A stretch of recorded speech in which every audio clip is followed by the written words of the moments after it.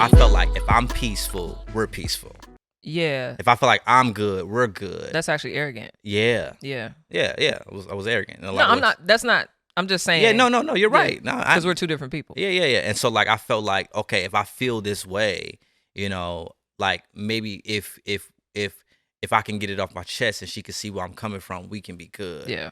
And what I needed to do is like kind of forget about me in some ways and come to you and say, you know what, how are you? Yeah. Or when do you want to talk? Or how do you want to process? But yeah. But in the same way, I think me shutting down, because I even had to learn that even shutting down can be a form of vengeance. Yeah. And people don't think of it that way. They think vengeance is like, oh, I'm going to fight you, or I'm going to put some sugar in your tank, or I'm going to be verbally mean. Yeah. But withholding yourself from somebody that you're called to love is also I'm not going to curse you out, but I'm not going to talk to you at all. You get what I'm saying? So I'm withholding myself. That's a form of punishment. Yeah, that's good. And so I think I had to realize that, one, that's not like Jesus, but two, that even though I need you to give me space to process, I also need to be willing to step outside of myself to serve you and reconcile with you too. You know what I'm saying? So it takes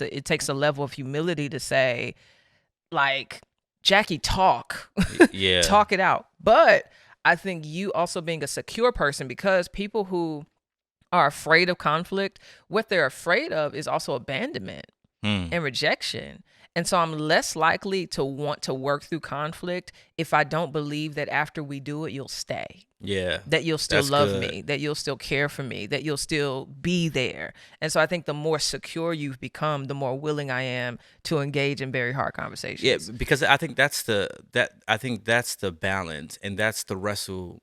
I feel like a lot of times the husband has, and sometimes the shoe might be on the other foot. The wife might be a little more confrontational than the husband. But I feel like, as husbands, it's our job to lead. But I feel like when I started to learn that it wasn't necessarily about us working through things that I felt like we had to work through at that moment and at that time, but making our home an environment where you feel safe and allows you to come out on your own.